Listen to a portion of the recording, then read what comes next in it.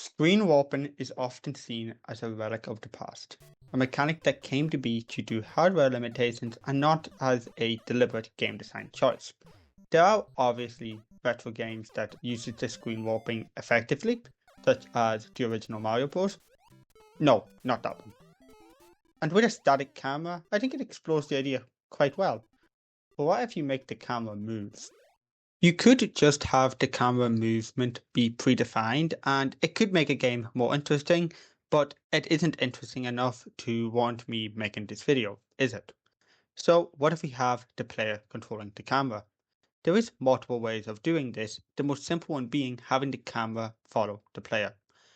Although simple, this is probably something you weren't expecting, but just because we have the screen warping mechanic doesn't mean it has to be used on the player.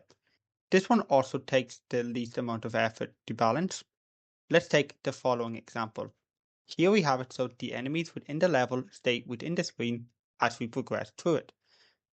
And it can lead to moments where the player has to be careful about where to jump.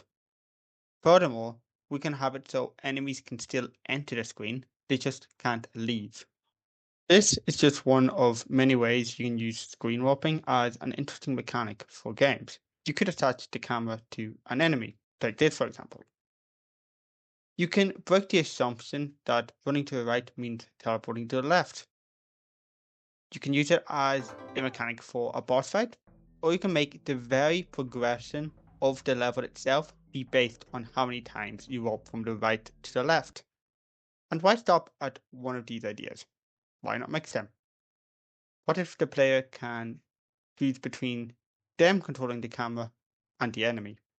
The point is, there is a lot you can do with screen warping, and if you're looking for the missing piece to make part of your game be interesting, consider if there's anything you can do with screen warp.